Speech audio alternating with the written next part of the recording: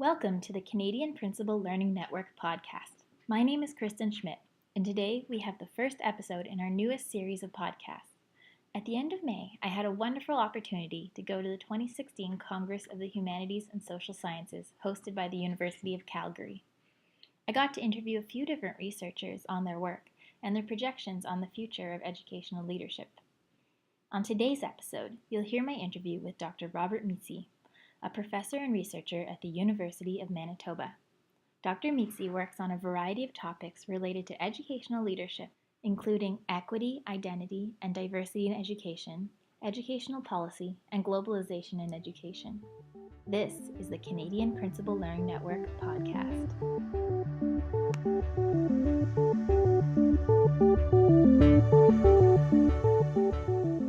Increasingly more complex with globalization and neoliberalism and other aspects that are really reshaping our livelihoods, is to change the system so that it reflects more of what's going on in current reality.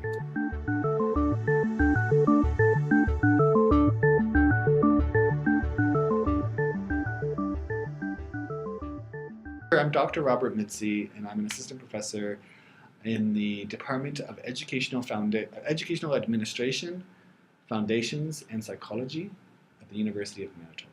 Awesome, thank you. Okay, so my first question is a what if question. Okay. So what if you were given a monetary grant to effect positive change in education? What would you fund? Oh.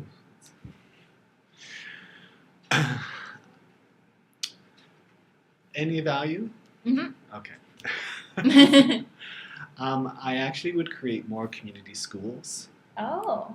Yes. So not public schools? No. Community schools. Community schools.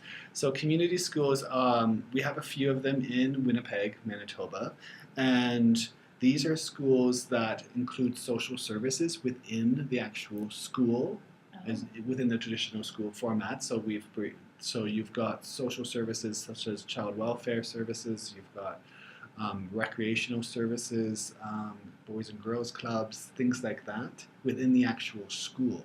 So that this, and also as well as I must say, there's other like immigrant refugee services. There's all these different services so that the school becomes a community center. Oh, that's lovely. Yeah, yeah. So the students can come and they say, and it helps the teachers so much. And my focus on my research on educators has really shown me that they are stressed and burning out, and they need to be aware, like, how do we help manage their workload so they can have productive professional lives, and not drop out of the profession.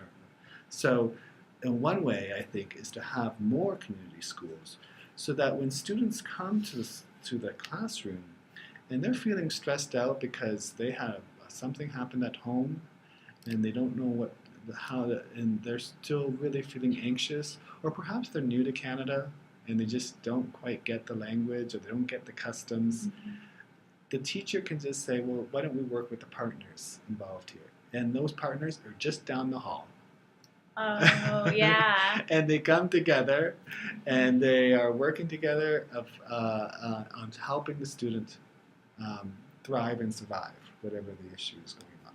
So I feel like that would be awesome. It's really useful, helpful, meaningful, relevant due to our complexity of our lives now, and increasingly more complex with globalization and neoliberalism and other aspects that are really reshaping our livelihoods, is to change the system so that it reflects more of what's going on in current reality. That's great. Mm-hmm. Do you think all students should have that, or do you think it should only be for all students? All students. Because people's lives are changing, Exactly. You could be in a very traditional family format where you have a mother and father and 3 children, but then all of a sudden relationships break down. Perhaps the mother has a new wife, for example, and you've got a single dad situation going on. You've got blended families coming in with different types of other kids coming into the same home. So that's a radical change, in my opinion. And there's a lot of unpacking of those layers. And so if we have the community schools in place, then we can have people helping out the students so that they remain on track with their learning, and the teachers on track with their work and well-being. That's awesome. Thank you. Okay, so what do you think will be the most important development in educational leadership research in the next 5 years? Oh, the next 5 years. I think we're going to see a lot more focus on diversity and equity. We're going to see how actually this makes positive impacts on student achievement, student learning, as well as teachers' work in general. I think this is going to become more front and center, just simply because the policies are now changing with many school districts, where diversity policies are being more adopted, and people are now actually realizing what that means and what are some of the implications to that. So there's going to be, I think, leadership development is going to have to change, and I think it will change to consider diversity and equity in the value of those different perspectives on school functioning and school success. What does equity mean to you? Giving fair chance to everyone, Okay. and it's about changing a system so that everyone has a fair chance at success. I just asked because I asked this question, and I actually improving equity is what I'm getting quite a lot of. So good. It's really interesting to hear. Oh, good for you. I can tell based on people's research that equity, their focus might be on low socioeconomic equity, or it might be on race equity, or it might be on gender identity equity, and it's interesting to see how it all encompasses into equity, but they all have their own little focus. Yes, I think so. Yeah. That's interesting. So, as a leader yourself, in a very informal sense. I'm sure you still take a leadership role. Yeah, my trailblazing. Dean, right? My dean does tell me I am, so I guess I am. Have you ever experienced like a misunderstanding? With the other leaders, or with people you're working with in a team? I think so. I mean, my work in the lesbian, gay, bisexual, transgender community has signaled to me that the language continues to change annually, and people may come up to me and say, or may ask simple questions as in, how do you approach the homosexual student? And I have to remind them that we are really actually moving away from that term of homosexual. It's very clinical. It really came from a science in the 1950s. We're really looking at more of the social economic dynamics of sexuality and such. So I have to just remind people of some of the language, and sometimes people don't want to hear that, and I don't want to shut people down. I don't want to make them afraid to speak. So often it's not done in public. But I really do say, here's some of the updated language, and so and I think people appreciate that. So I think when it comes to miscommunication, it's just about probably just awareness raising. Do you find it's easier to do that in person or via email or text or?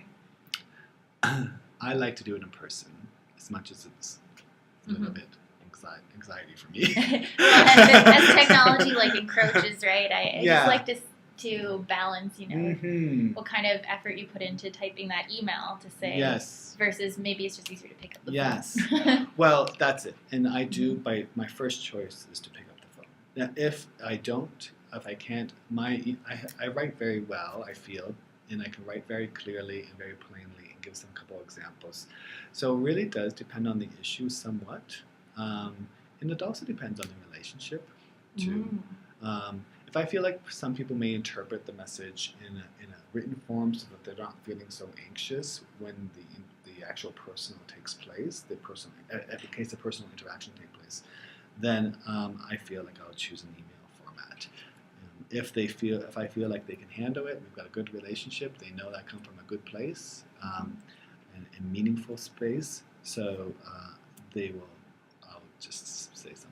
Oh, that's good. Yeah. How do you approach that without reprimanding them? Or, you're not reprimanding them, but they feel like they're being reprimanded, I actually start with a positive. I take a very strengths-based approach to kind of helping promote change. So I say, I really like what your point there was that you were saying it, or you speak so well when you talk, and then so I help people feel good about themselves first, and then I said, then I say something that you could work on that I've learned in my past. Oh, that's good. Yeah, so I bring in some of my own mistakes, and so therefore I make myself vulnerable, and then I say, and I share a story. I use a lot of laughter. I use a lot of humor in some ways to help lighten a mood. But when it comes to serious pieces, I'm just careful about using humor because I don't want to make people feel like I'm not making jokes about them. Right? Yes. But I do. I like humor for what it can do to lighten a mood, But also storytelling is very important too because we're all people. We all have storied lives. So we just so that's what I do, and then at the end I said thanks so much for listening, and after and then I let them kind of stew with that for a bit. I may check in like a couple of days later or something. Just get a sense. Just to get a sense, and if there's any animosity or not. But it's not my job to make them feel good too. Okay, so there's a fine line. They have to take some ownership over what their behaviors that they've expressed in the past and present, and make that change for the future. So it's not my job to make them feel good, but I think it's my job to help smoothen a relationship. That's part of the dialogical process.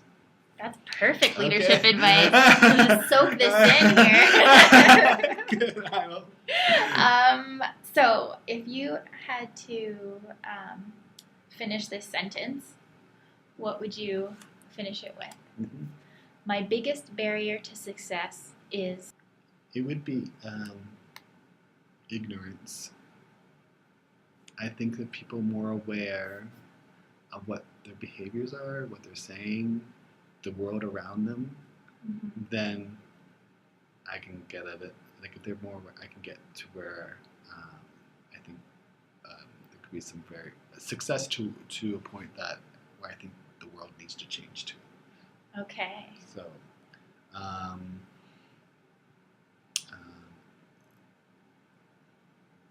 it's like think of it this way. You're in a big space, there's a mosquito in the room. And that mosquito will annoy you forever. As it buzzes through by your ears and will land on you and try to bite you and everything. That's one little mosquito, and you are a big person to that little mosquito. And that little mosquito is in a humongous space, and yet that mosquito has chosen you. And so I feel like if you're a person that can be that mosquito, in a positive light, and try to create some change, because that mosquito is making a reaction of some kind. You're making attention, you bring attention to it, whether it's positive or negative, you're making attention to it. And that's just one little mosquito, and you're a big person in a big room to that mosquito. That's power right there.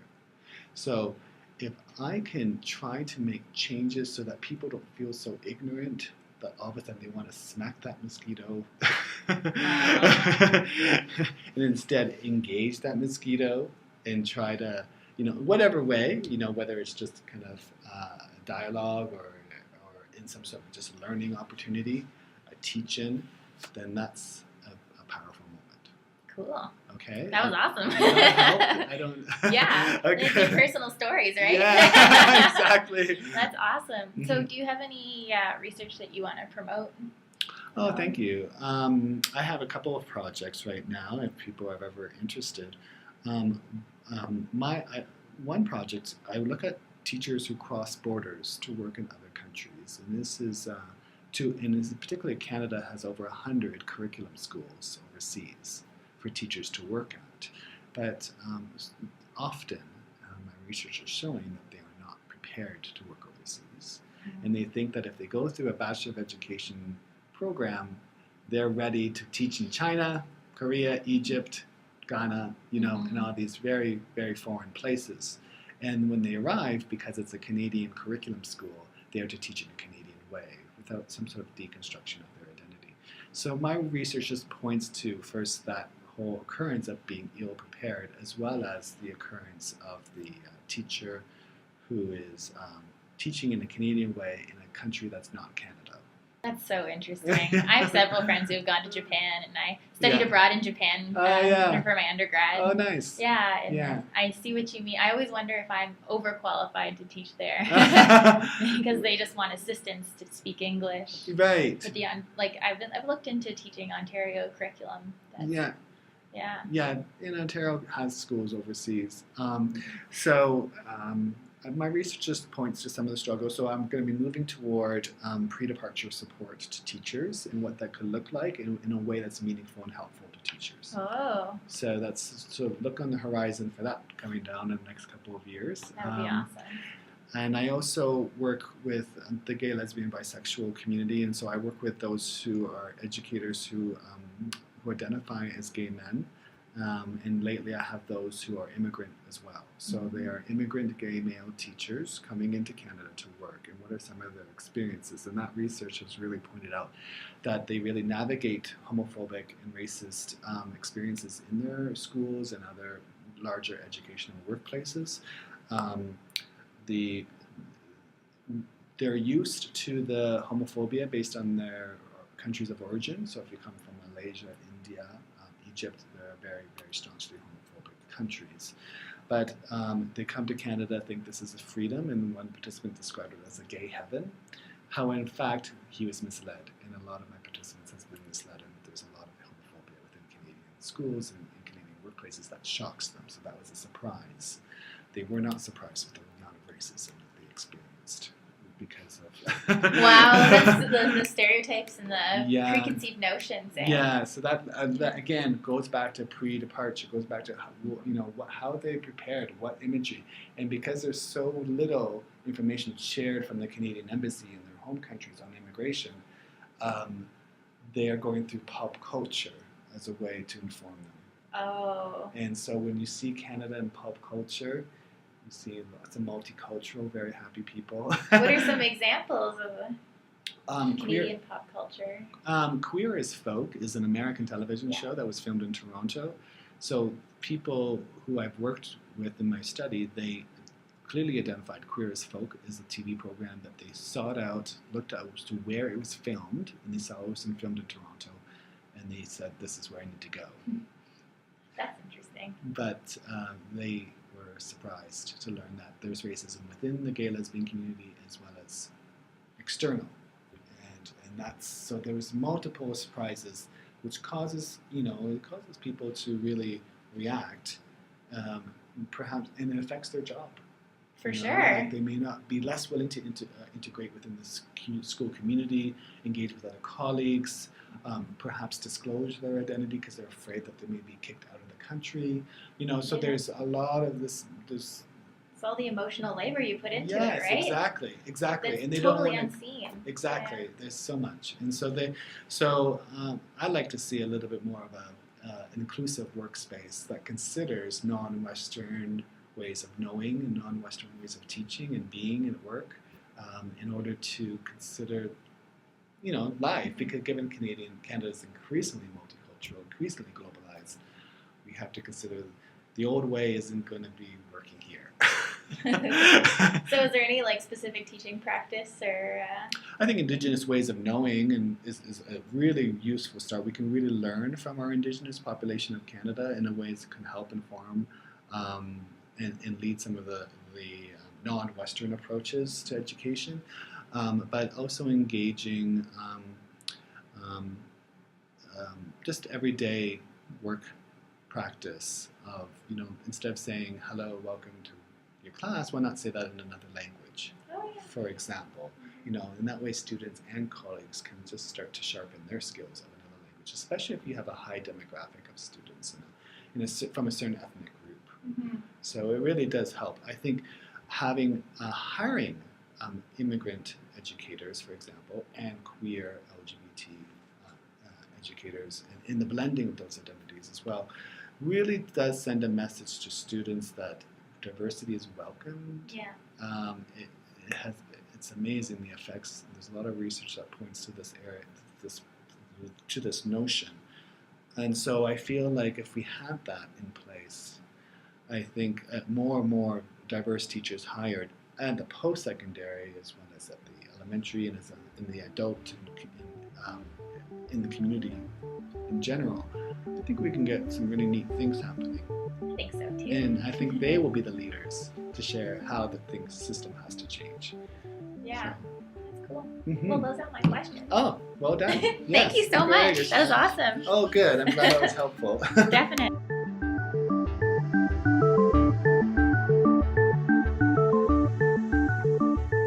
Thank you for listening to the Canadian Principal Learning Network podcast. If you have any questions, comments, or compliments, you can email us at cpln@cpln.info. Feel free to send us an email, and if you want me to pass on any specific questions to Dr. Robert Mizzi, I would be happy to do so. You can also comment below. We would love to hear your thoughts. Once again, that's cpln@cpln.info. Canadian Principal Learning Network podcast is hosted by me, Kristen Schmidt. It's also produced by me.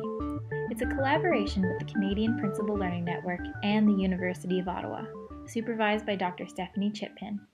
Special thanks to Dr. Robert Mizzi for his thoughtful interview. Stay tuned for some more interviews in the upcoming month. This is the Canadian Principal Learning Network podcast.